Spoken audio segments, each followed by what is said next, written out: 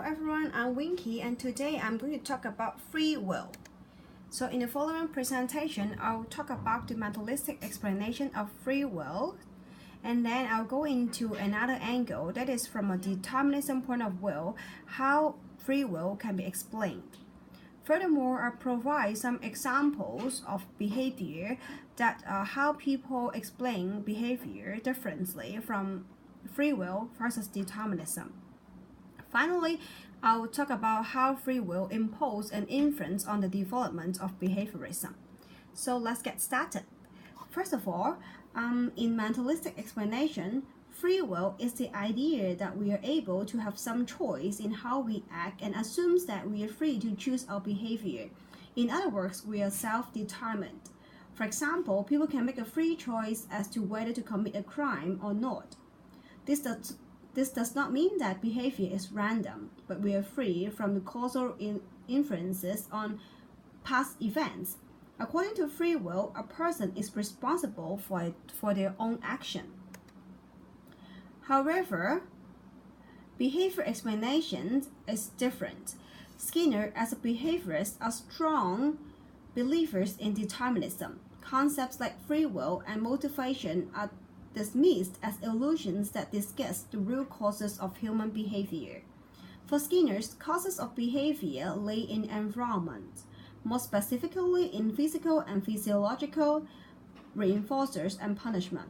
It is only because we are not aware of the environmental causes of our own behavior or other people's that we are tricked into believing in our ability to choose. In Skinner's scheme of things, the person who commits a crime has no real choice.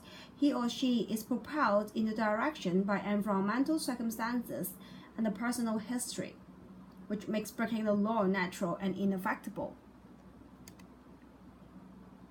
Now I'm going to provide you more examples of free will and determinism.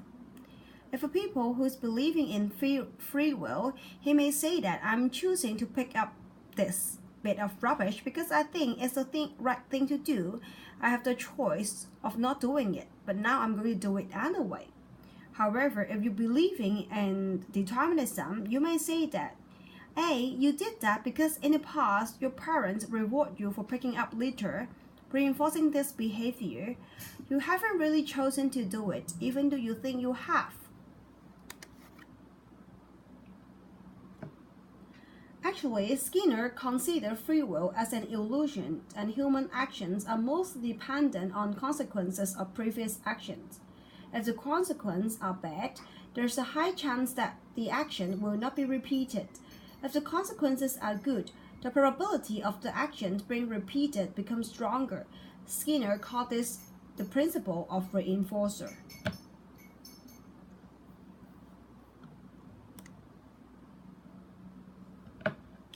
Apart from illusions, behaviorists refer other inner causes as well as free will collectively as explanatory fictions.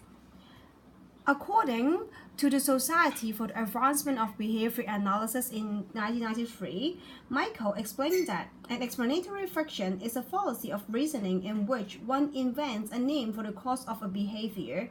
What makes it fallacious is that the evidence for this cause is entirely inseparable from the behavior and is set to explain, giving it a kind of secularity.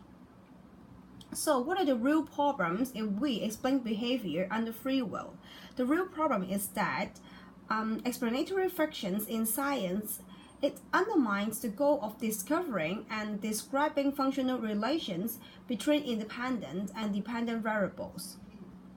If we try to point to the will as the ultimate cause of someone's behavior, we can in no way separate our evidence from that cause from the evidence that is the effect. How do you know that he exercised his will? He refrained from punching that man. How did he refrain from punching that man? Through the exercising of his free will.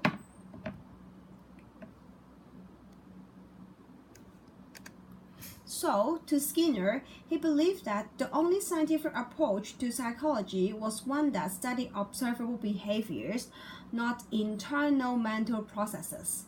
He developed the theory of operant conditioning, the idea that behavior is determined by its consequences, by their reinforcement or punishment, which makes it more or less likely that the behavior will occur again.